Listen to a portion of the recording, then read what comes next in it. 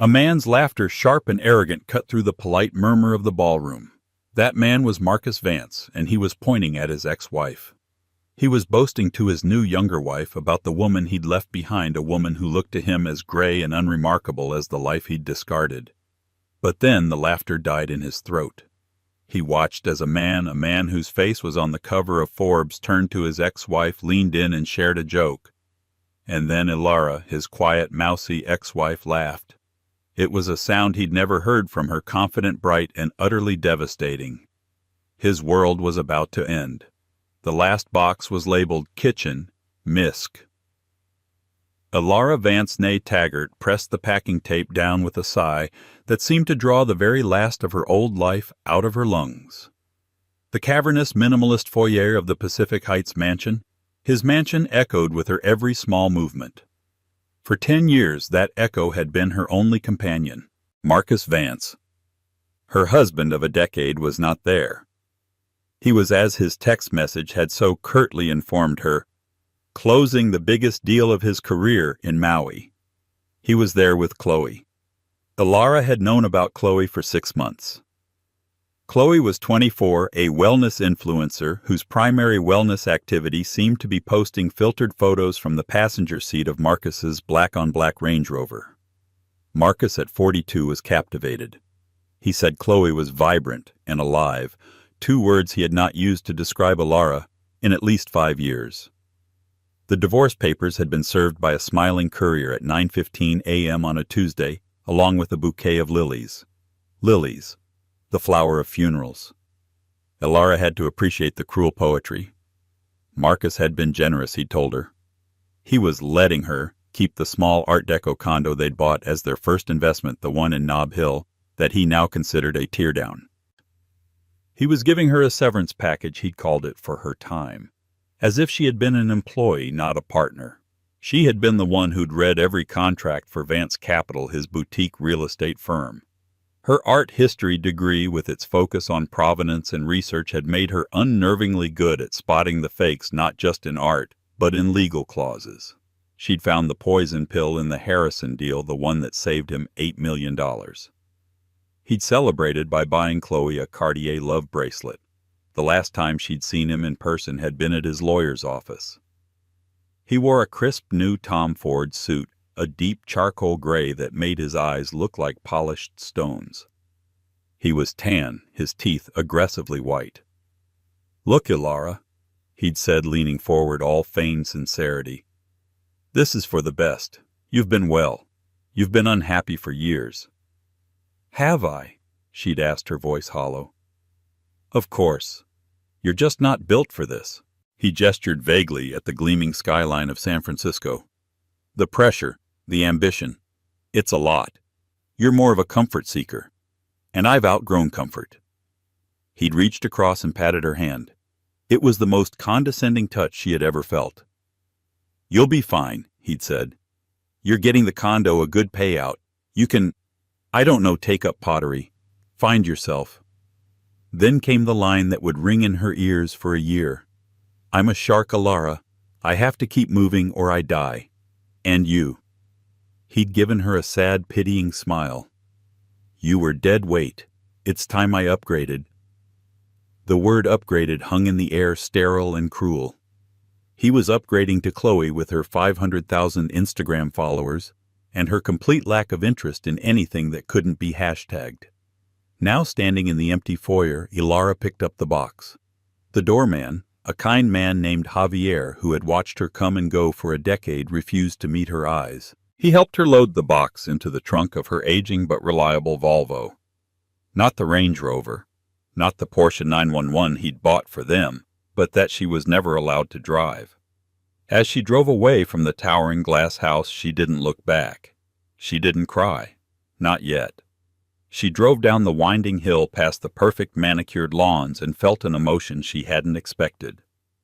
It wasn't sadness. It was silence. The crushing, humming silence of a life that had just been completely and expertly erased. She was 40 years old and she had no idea who she was. Marcus was right about one thing. She had to find herself. Not for comfort, but for survival. The Nob Hill condo was a time capsule. The furniture was from their early days, a mix of crate and barrel and lucky antique store finds. It was smaller, darker than the glass palace she'd left, but as Alara walked in, she ran a hand along a familiar worn velvet armchair and felt the first pinprick of something. Not home, but a start. The first 2 months were a blur of beige. Alara slept late. She watched entire seasons of shows she didn't care about. She ate toast for dinner. The generous payout Marcus had given her was, she discovered, tied to a non-disclosure agreement so thick it could stop a bullet. It also wasn't as generous as he'd claimed. After taxes, and after realizing he'd left her with the pending special assessment on the condo building, a $45,000 plumbing repair, he had forgotten to mention she was left with enough to survive for a year. Maybe 2 if she was frugal. She was adrift in a sea of loneliness. The friends she'd shared with Marcus, the power couples they'd hosted for dinner, had all quietly, surgically removed her from their lives. She was no longer Mrs. Vance. She was a liability, a sad story, a ghost of parties past. One rainy Tuesday, 4 months into her new life, she found herself walking aimlessly through the DeYoung Museum. She'd always loved it here. She drifted into the American painting wing and stood in front of The Cares of a Household, a small, quiet 19th century painting by a forgotten artist. It depicted a woman, her back to the viewer, mending a sock. The light on her hands was soft, her posture one of weary resignation. Alara had seen the painting a dozen times, but today she saw it. She saw the microscopic cracks in the paint, the crack lure.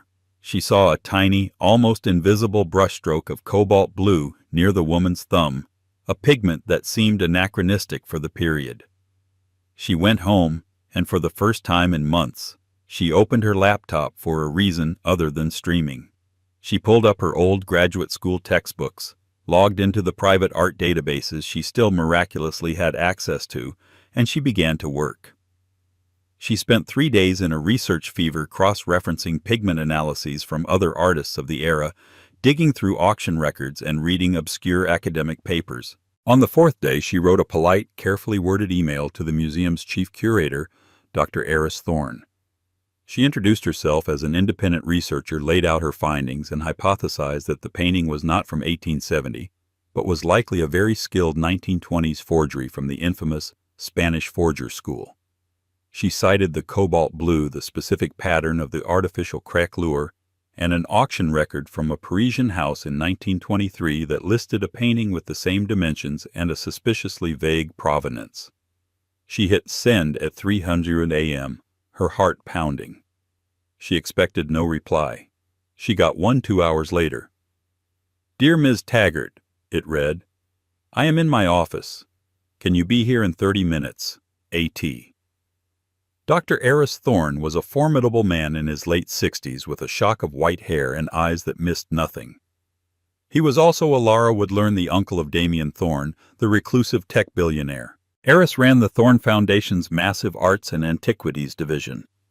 Alara, in her only good blazer, sat across from him as he grilled her for an hour. He pulled the painting from a private vault. He handed her a loupe. "Show me," he said. And she did. She pointed out the flaws that tells the tiny signatures of a forger. She spoke with a passion and clarity that had been dormant for a decade. When she was finished, Eris Thorne sat back and stared at her. "I've been looking at that painting for 20 years, he said not unkindly. "And I never saw the blue. You're right." He paused. "I'm having the piece moved to forensics. You're also unemployed, are you not?" Alara bristled. "I'm an independent researcher." Eris smiled. "No, you're not. You're a brilliant, underutilized asset who just saved my museum a great deal of embarrassment.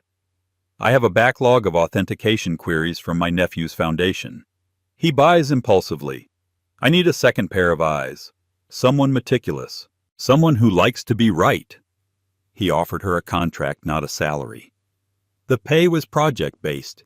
It was less than she'd spent on groceries for Marcus's dinner parties. "I'll take it," Alara said without hesitation. She walked out of the museum into the bright San Francisco sunlight. It was the first time in 10 years she hadn't been Mrs. Vance. She was a Laura Taggart consulting art historian. She had a $45,000 plumbing bill, a tiny condo, and a job. It was, she thought, the richest she had ever been. Marcus Vance was on top of the world. Or at least he was on the 58th floor of the Salesforce Tower, which in San Francisco was the same thing. His new penthouse was a monument to glass steel and his own ego. Chloe loved it. She loved the view, the floor-to-ceiling windows, and the way the city's lights sparkled like a diamond necklace just for her. She'd posted 142 Instagram stories of the movie and tagging the architect, the designer, and the delivery service that brought their $30,000 cloud sofa. "It's all about the brand, babe," she'd explained to Marcus, her thumb a blur as she edited a selfie. "We are the brand. Vance Capital. Chloe Vance. It's synergy." Marcus didn't entirely know what she meant, but he loved the sound of it. He loved the way she looked in the tiny, expensive dresses. He loved the way other men looked at her. He'd upgraded, and he wanted the world to know. Their wedding had been the talk of the town, a $500,000 affair in Napa, complete with a celebrity DJ and a tequila luge that Chloe had insisted on. Marcus had winced at the bill, but when the photos appeared in Modern Luxury magazine, he'd felt the familiar rush of validation. But behind the filters, the brand was cracking.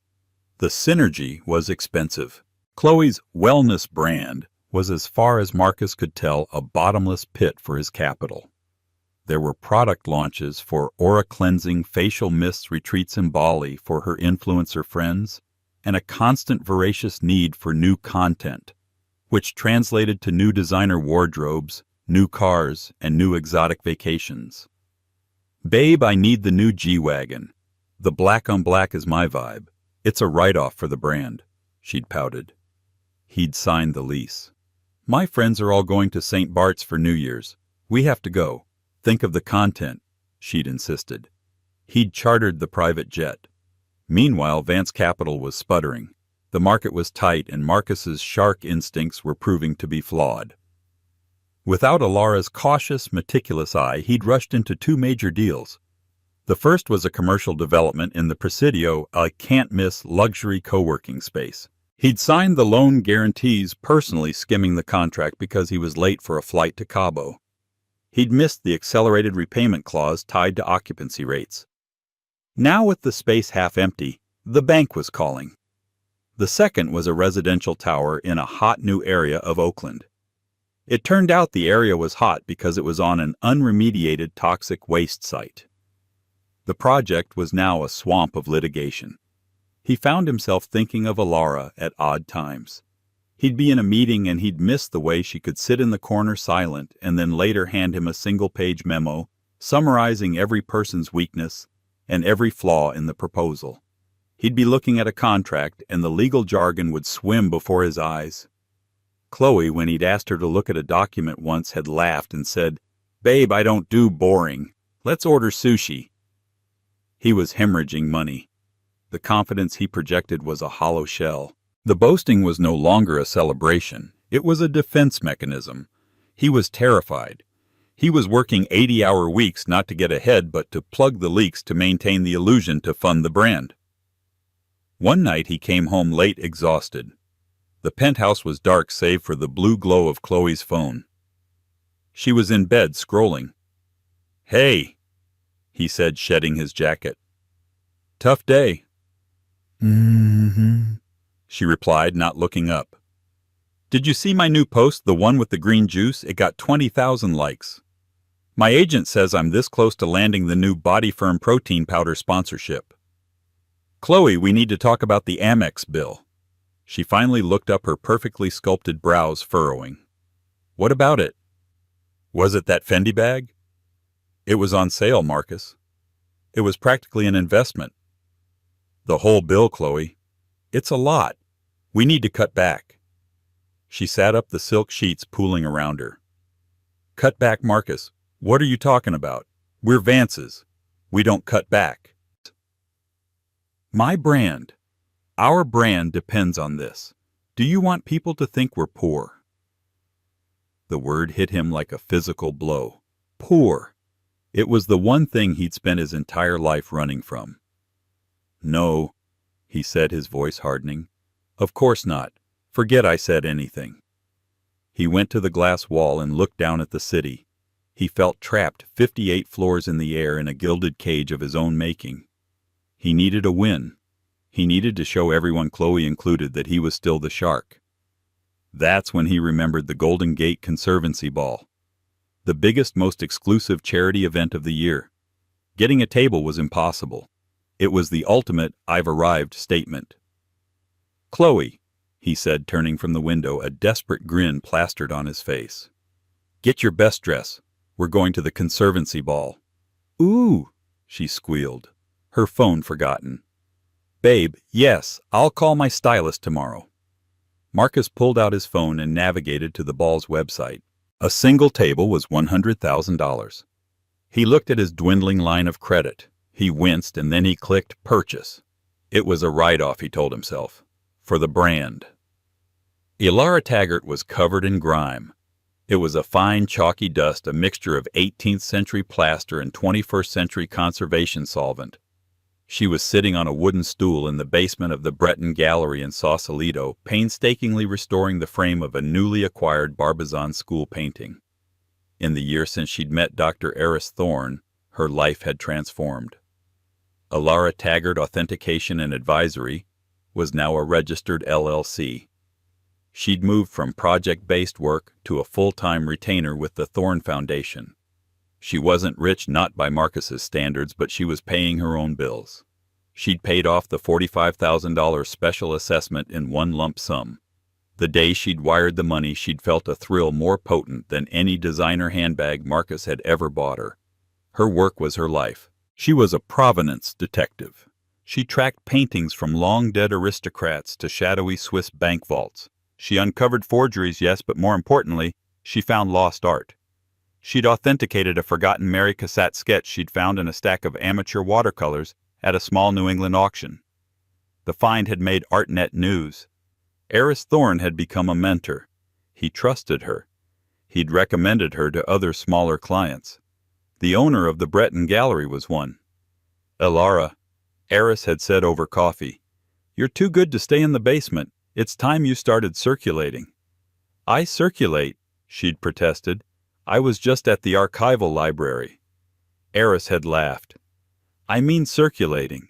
The people who can afford your services and the art you love don't hang out in libraries. They go to galas, which brings me to the Golden Gate Conservancy Ball." Elara had scoffed. "Eris, that's not my world. It's his world." She didn't have to say Marcus's name. "It was his world," Eris corrected gently. "But it's also the world of art. And my nephew Damien is the primary benefactor this year." Elara had heard, of course. Damien Thorne, the one-man Silicon Valley enigma. A billionaire by 25, he'd founded Aperture, the AI company whose software was now in everything from self-driving cars to medical diagnostics. He was also famously a recluse. He almost never appeared in public, and his philanthropy was just as private, funneled through his uncle Eris and the Thorne Foundation. "This year," Eris continued, "Damien has agreed to be the guest of honor, on one condition. He gets to curate a small private exhibit for the VIP donors. A silent exhibit of pieces from his personal collection. And I," Eris smiled, "have told him that my best authenticator and restoration expert will be overseeing the installation." Elara's heart stopped. "You mean me?" "You'll be working directly with him. He's particular, but he's brilliant. He'll be at the gallery tomorrow to review the pieces. Don't try to flatter him. He hates it. Just be yourself. Talk about the art." The next day, Elara was a wreck. She'd worn her best and only silk blouse. The gallery was closed to the public. At 10:00 a.m. on the dot, the door opened and Damien Thorne walked in. He was not what she expected. He wasn't a hoodie-wearing tech bro or a slick suit-clad executive. He was quiet. He was in his late 30s with an academic's rumpled hair and intense observant eyes. He wore a simple gray Henley and jeans. The only sign of his wealth was his watch, a simple, elegant Patek Philippe that Alara only recognized because she'd had to authenticate one once. "Ms. Taggart," he said. His voice was soft. "My uncle says you're the only one he trusts." "Dr. Thorne is very kind." Alara said, her nerves settling. This was work. She knew work. "Shall we start with the John Singer Sargent sketches?" For the next 2 hours, they didn't talk about money or tech or the gala. They talked about art. He was as brilliant as Eris had promised. He'd ask about the chemical composition of a pigment, and she'd explain the gas chromatography results. She'd point out the subtle ghost of a prior sketch under the infrared light, and he'd counter with a line of code he'd written to predictively model an artist's brushstrokes. They were in front of her favorite piece, a small, moody landscape by Corot, when he turned to her. "You're not like the other art people I meet," he said, not as a compliment or an insult, just a fact. "You don't talk about the investment. You talk about the work. You're not trying to sell me anything." "I have nothing to sell, Mr. Thorne," Alara said. "I'm just here to make sure what you bought is what you own." He was quiet for a long moment. "The gala," he said. "It's a nightmare. I hate these things. But it raises a lot of money for the parks. The silent exhibit is my compromise. You'll be there, of course, to walk the VIPs through." "I'll be there to set it up and oversee it, yes." "No," he said more firmly. "After your duties are done, you'll be at my table, as my guest." Alara blinked. "Mr. Thorne, I couldn't. I'm staff." "You're my expert," he countered.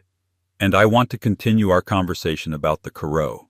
I have a theory, and besides," he added, a flicker of a smile on his face, "I'm going to need someone to talk to who isn't asking me to fund their crypto startup.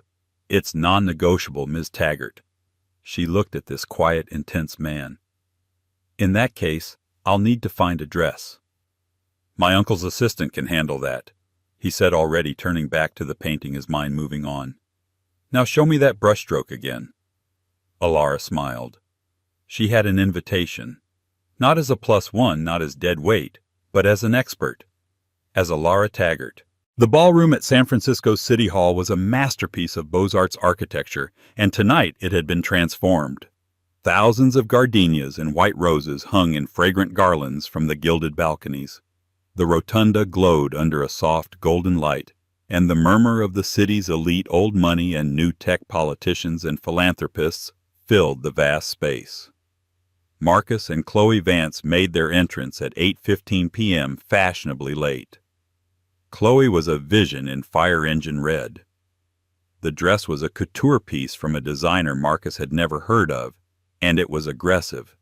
It was slit to her hip, cut down to her navel, and covered in enough sequins to blind a passing driver. She looked, Marcus thought, with a swell of pride like $1 million. She'd cost him in total far more. "Babe, is my highlighter too much?" she whispered, angling her face for an imaginary camera. "It's perfect," Marcus said, squeezing her hand. He was in a bespoke Tom Ford tuxedo, a classic black with a subtle woven silk pattern. He felt powerful. He'd already had 2 scotches in the limo, and the familiar warm buzz of confidence was thrumming in his veins. They found their table number 1 front and center. He'd paid for it. He'd donated, as the program read. He held court greeting other finance bros and their wives with loud, back-slapping familiarity. He bought a round of $300 a glass champagne. "Marcus, you're a legend," said a hedge fund manager named Todd. "How's the new life?" "Can't complain. Todd can't complain." Marcus boomed, draping his arm over Chloe's bare shoulder. "Upgraded the model, you know. The new one's faster, sleeker, and a hell of a lot more fun to drive." The table roared with laughter. Chloe giggled and tapped him on the chest. "Stop it, babe." Marcus scanned the room, drinking it all in. This was his world. These were his people. He was a shark, and this was his ocean. Across the room, in a small, roped-off gallery adjacent to the main rotunda, Alara Taggart was checking a light fixture. She was invisible and she preferred it that way. Her evening had been one of quiet, focused work. She'd spent the VIP hour from 700 to 800 p.m. in the silent exhibit, walking 3 small, hushed groups of donors through Damien Thorne's collection. She'd explained the brushwork on the Sargent sketches, the history of the Corot landscape, and the painstaking restoration of a Byzantine icon. The donors, people who normally glanced at art for half a second, were captivated. Damien Thorne had stood in the back watching a small content look on his face. Now her duties were over. The exhibit was closed. "Wonderful work, Ms. Taggart," Damien said, materializing at her elbow. "You have a gift. You make them listen." "They're just paintings," Ilara said, smoothing her dress. "They tell their own stories." "Most people are deaf." He offered her his arm. "Shall we—" "I believe they're serving the main course." Ilara took his arm. The dress Eris's assistant had handled was a deep midnight blue velvet. It was simple, long-sleeved, and had a high neck. It was the most elegant thing she had ever worn. It molded to her figure in a way that was modest yet undeniably alluring. Her hair was pulled back in a simple low chignon. A pair of diamond and sapphire earrings, on loan from the Foundation's collection, were her only jewelry. They walked out of the gallery and into the main ballroom. The orchestra swelled. As they were escorted to table number 2, Damien Thorne's table, a hush seemed to follow them. People weren't just looking, they were staring. The city's most reclusive, most powerful billionaire walking in with who? The table was small, just 8 people. There was Damien Ilara Eris Thorne, and his wife, a visiting Nobel Prize-winning scientist, the mayor of San Francisco, and the museum's new director. Ilara was seated between Damien and Eris. She was by a factor of about $10 billion the poorest person at the table. She had never felt more at ease. They talked about the new exhibit. The mayor asked Ilara's opinion on a public arts initiative. The scientist and Damien fell into a deep, incomprehensible discussion about neural networks. At table number 1, Marcus Vance was starting to get annoyed. He'd seen Damien Thorne's entrance. Everyone had. "Who the hell is that with him?" Todd, the hedge funder, asked, squinting. Marcus followed his gaze. He saw the dark-haired woman in the blue velvet dress. He saw the back of her head, the simple chignon. She looked familiar. "Probably his new PR girl," Chloe said, reapplying her lip gloss. "Or his sister. She looks boring." "Yeah," Marcus said, turning back to his champagne. "Boring." But something pricked at him. A weird, uncomfortable sense of déjà vu. He'd seen that dress or one like it. No, he'd bought Ilara a dress like that once for a Christmas party. She'd said it was too much and had worn a black sweater instead. He shook his head. It couldn't be. Ilara was probably at home in the kiddie condo, eating toast and watching a documentary. Last he'd heard she was doing some hobby, cataloging old books or something. "Another round," he yelled to the waiter, pushing the thought from his mind. He was here to celebrate. He was the shark. The main course was cleared. The lights dimmed for the main event, the live auction. But first there was a 30-minute mingle break, a calculated pause to allow the champagne to work its magic and loosen the wallets of the city's wealthiest. Marcus was feeling magnetic. The champagne, the adulation from his table, the sheer expensive glamour of the night, it was all working. He was winning. And then he saw her. The woman in the blue velvet dress had stood up from Damien Thorne's table and was walking toward the powder room. As she passed under a spotlight, her face was illuminated. Marcus's glass stopped halfway to his mouth. It wasn't a PR girl. It wasn't Damien Thorne's sister. It was Ilara. He felt a sudden cold jolt. What was she doing here? And at that table, he watched her walk. She was different. Her posture was perfect. She wasn't an upgrade, but she was polished. The frumpy, comfortable, dead weight was gone. In her place was this woman. A dark, possessive, and deeply insecure emotion twisted in his gut. It was an outrage. This was his world. She didn't belong here. "Babe," he said, grabbing Chloe's arm. Come with me. There's someone I want you to meet. Who? Chloe asked, bored. My ex-wife. This got Chloe's attention. She loved a good dramatic confrontation. It was content. She stood, smoothed her red dress, and followed him, a smirk playing on her lips. Alara was on her way back from the powder room when Marcus stepped directly into her path, blocking her. Well, well, well, he said, his voice a low, condescending drawl. Alara, my God, it is you. Alara stopped. Her face, which had been relaxed and smiling, became a polite, neutral mask. Hello, Marcus. Chloe. She nodded at them both. She was calm, too calm. I barely recognized you. Marcus continued, his eyes raking over her. The dress, the earrings. You clean up better than I remember. Thank you, Alara said, her voice cool. If you'll excuse me, I need to get back to my table. Your table? Marcus let out a short, barking laugh. Right, I saw. Table number 2, Damien Thorne's table. How'd you manage that, Alara? Did you get a temp job with the catering staff? Chloe snickered behind him. I'm not with the catering, Marcus, Alara said. Oh, I get it, he said, his voice dropping to a conspiratorial whisper loud enough for half the room to hear. Of course, you're with him. You always were a quiet one, Alara. I never figured you had it in you. A gold digger. My mousy little ex-wife landing the biggest whale in the ocean. Honestly, I'm impressed. He was loving this. He was rewriting the narrative in real time. She hadn't left him and found herself. She'd just found a richer him. It was the only explanation that made sense. Chloe, this is my ex, Alara. The one I told you about, he said, puffing out his chest.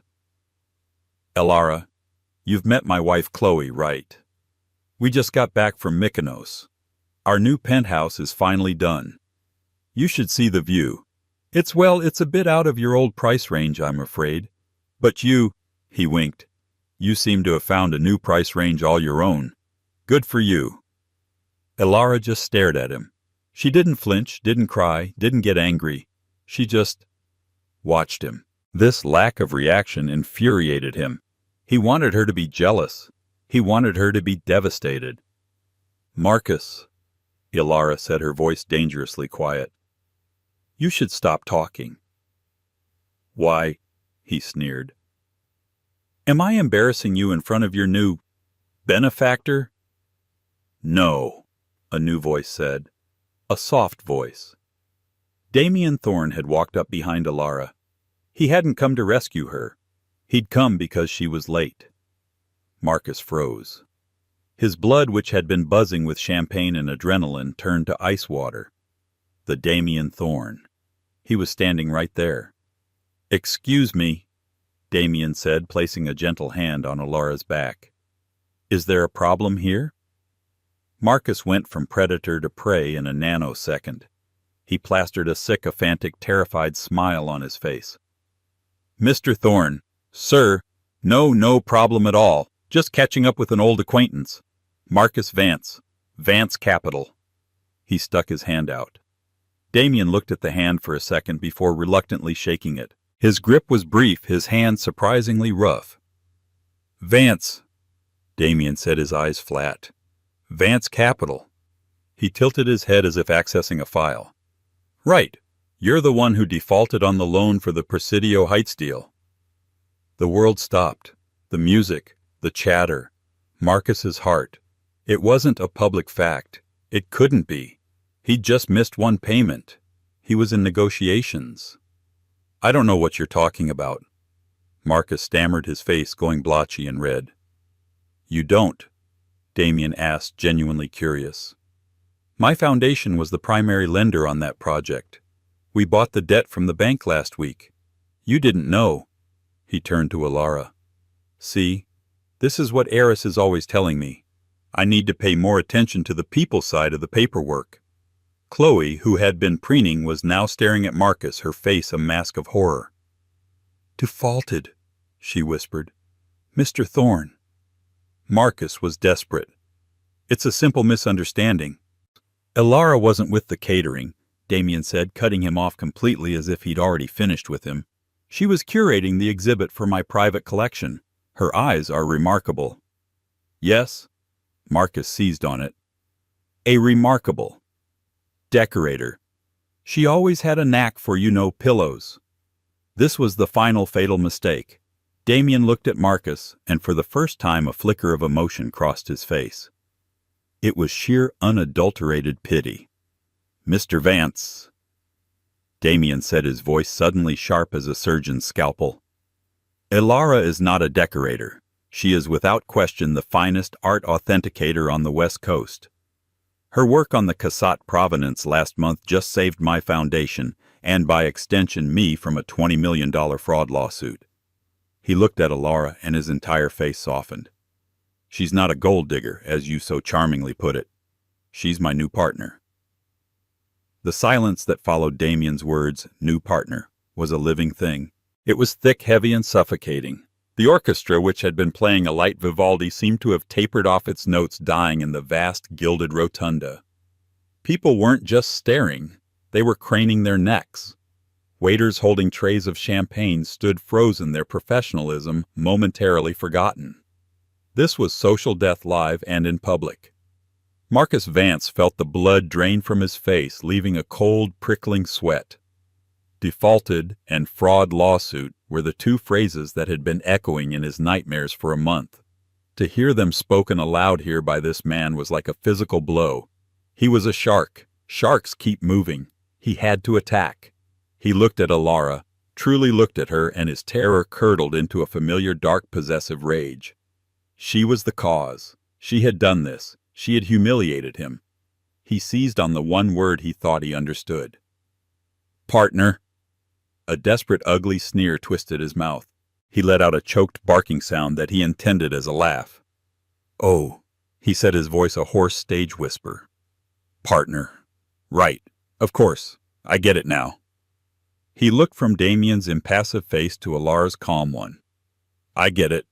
A new partner. You mean like in the bedroom? The words, laced with a desperate, leering vulgarity, hung in the air, putrid and sharp. Chloe, standing beside him, actually took a half-step back, as if the stench of his desperation might cling to her. Well, Elara, Marcus plunged on a sinking man grabbing at an anchor. I have to hand it to you. You always were a quiet one, but wow, you really upgraded. He was proud of the line. It was his word. He was taking it back. He was reestablishing the narrative. She wasn't an expert. She was a commodity just like Chloe. She had just found a richer buyer. He'd upgraded, and now in her own pathetic way she had too. He was trying to wink at Damien a desperate, we're both rich guys, we get how this works gesture. This finally was the thing that broke the tension. Damien Thorne didn't get angry. He didn't call security. He didn't even flinch. He laughed. It wasn't a snicker. It wasn't a polite cough. It was a full, genuine, surprised bark of a laugh. It started in his chest and burst out a sound of pure, unadulterated amusement. It was the laugh of a brilliant mathematician who had just been told with complete sincerity that 2 + 2 = purple. He was utterly, hopelessly baffled by the sheer one-dimensional stupidity of the creature in front of him. He turned to Elara, who had her hand over her mouth, her eyes wide. And when she saw the unrestrained academic amusement on Damien's face, something inside her finally irrevocably snapped. She laughed. It started as a gasp, a sudden intake of air. Then a small sound escaped her, a sound she didn't recognize. It was bright. It was clear. It wasn't the polite, mousy titter she'd used for 10 years at Marcus's dinner parties, when he told a joke she'd heard a dozen times. It wasn't the strained, sad sound she'd made when he'd called her dead weight. This was a laugh from her soul. It was the laugh of a woman who had spent a year in the dusty, silent archives meticulously cleaning the grime off a masterpiece, only to have a drunk, arrogant fool stumble and mistake her for the janitor and try to explain to her what art was. It was the sound of a decade of being underestimated, of being told she was too quiet, too cautious, not ambitious, and unhappy, all boiling away in a single glorious, liberating moment. She was laughing at him. Not at him. She was laughing past him. She was laughing because she finally truly in this ballroom of 1%ers understood. He didn't matter. He was irrelevant. The sound of their combined laughter, his a deep surprised baritone and hers a clear ringing soprano, was the most devastating sound Marcus had ever heard. It was an echo of a world he couldn't enter. It was the sound of an exclusive joke, and he was the punchline. The laughter died down, but the smiles remained. Damien Thorne turned back to Marcus, who looked like a man who had just been slapped. "Mr. Vance," Damien said, and his voice was now dangerously precise, the voice of a man who builds systems and hates bugs. "You misunderstand. Again." He put his arm not around Ilara's waist in a possessive gesture, but on her shoulder, a gesture of deep, respectful camaraderie. "When I say partner, I am not using your limited vocabulary. This isn't an upgrade. This is an investment in talent." He gestured to the ballroom at large. "You see, Mr. Vance, your world is built on upgrading, on acquisitions. On leveraged debt for commercial properties you don't have the foresight to manage." Marcus visibly flinched. "My world," Damien continued, "is built on information, on finding the one true, verifiable thing in a sea of fakes. And Ilara is the best at finding the truth I have ever met." He turned the full force of his attention on Marcus. "Ilara wasn't with the catering. She wasn't here to find a benefactor. She was here because I begged her to be. She curated the silent exhibit for me tonight. You see, the Thorne Foundation is officially launching a new venture in partnership with Aperture AI. We're calling it the Aperture Provenance Initiative. We're launching a global art authentication database." Damien explained, his voice warming as if he were giving a keynote. "We're using my company's pattern recognition AI, and we're feeding it a data set of every known forgery, every pigment analysis, every brushstroke signature on record. We're going to clean up the art world. Because while men like you, Mr. Vance, think art is just a status symbol to hang on a wall, men much, much smarter and more dangerous than you are using it to launder billions." He looked back at Ilara, and his entire face softened with professional admiration. "And that $20 million fraud lawsuit I mentioned, that was a very, very old, very powerful European family trying to sell me a lost Mary Cassatt. My own team and 2 other firms cleared it. Ilara," he said, "found the lie. She found a single brushstroke of Naples yellow that was chemically 3 years too new. She saved my foundation and my reputation a significant embarrassment." Damien's gaze returned to Marcus, and it was as cold as the bottom of the ocean.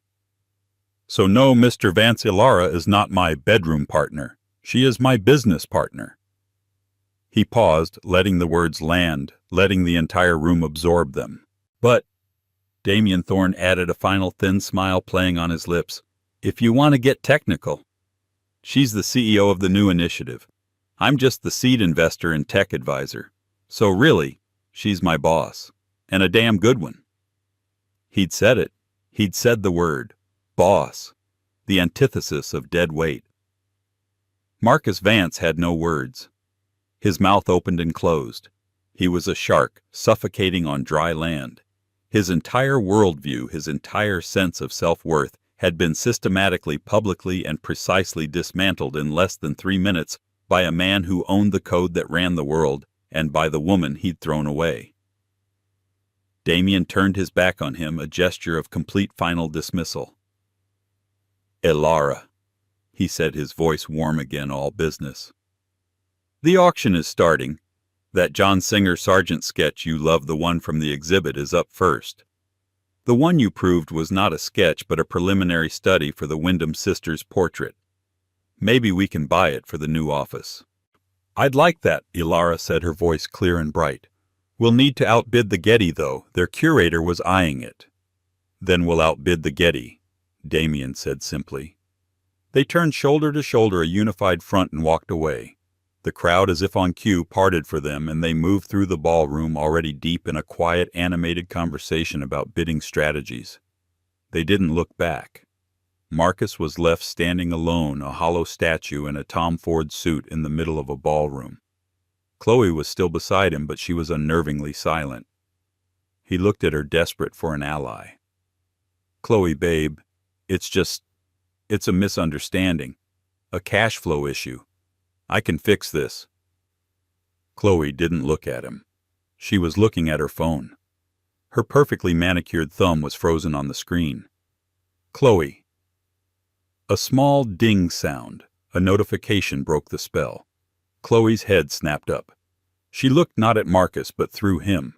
Her face, which had been a mask of horror, was now a perfect blank mask of pure, cold rage.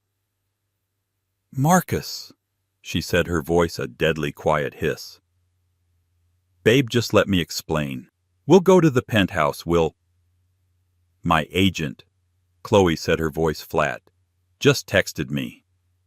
She held up the phone. On the screen was a notification from her bank. American Express transaction declined. Charge $18,500. Merchant AR France. "The Amex card," Chloe whispered. "The brand card. The one I use for my business." It was declined. She looked at him, her eyes as dead as a camera lens. "I was buying my front row ticket to Paris Fashion Week." "Chloe, I'll fix it. I just need to move some money." "You're a liar," she said. It wasn't an accusation. It was a simple statement of fact. She was an influencer. Her brand was her life. He had just become toxic to her brand. He was a default, a fraud, a decline transaction. She smoothed her fire-red dress. She readjusted her content smile. And then, with a precision that was almost beautiful in its ruthlessness, she turned and walked away from him. She didn't go to the exit. She didn't go to the powder room. She glided with perfect practice poise directly to table number 1. She stopped right behind Todd, the hedge fund manager, the one who had been laughing at Marcus's jokes an hour earlier.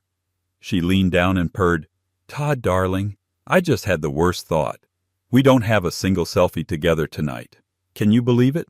Todd, who had watched the entire execution, looked from the defeated Marcus to the gorgeous Chloe. He made a quick, cold calculation. "Chloe," he beamed, "you're a genius. Let's fix that right now." Marcus Vance was left completely, utterly alone. He was an island of social leprosy. The waiters were now walking in a wide, noticeable circle around him. The chatter and laughter of the gala resumed, but it felt different. It felt like it was pointed at him. His Tom Ford tux, which had felt like armor, now felt like a cheap, heavy costume. The champagne in his gut tasted like bile. He was the shark, all right. A shark who had just been gutted, filleted, and left to rot on the deck, all while the partygoers laughed and pointed. Across the room, the auction began. "First, we have Lot 34, the auctioneer called out. "A magnificent and newly authenticated study by John Singer Sargent." Marcus watched his ex-wife, the woman he had called dead weight, lean in to confer with the most powerful man in the room. She was listening. Then she shook her head, said something, and Damien nodded, giving her a look of complete, unadulterated respect. And as Damien Thorne raised his paddle to place the first multi-million-dollar bid, Alara Taggart was still smiling. The best revenge isn't loud. It's a life lived well on your own terms. Alara didn't need to destroy Marcus. His own arrogance, his own hollow foundation took care of that. She just needed to become herself. She didn't land a billionaire. She earned a partner. She didn't get revenge, she got respect. And in the end, that was the one thing Marcus Vance could never, ever buy. What did you think of Alara's story? We all know someone who has been underestimated, who has been called dead weight. What's the best success story you've ever witnessed? Let me know your thoughts in the comments below. If you love this story and want to hear more tales of drama, justice, and incredible transformations, make sure to hit that like button. Share this video with someone who needs to hear it. And of course, subscribe for new stories every week. You never know whose life is about to get an upgrade.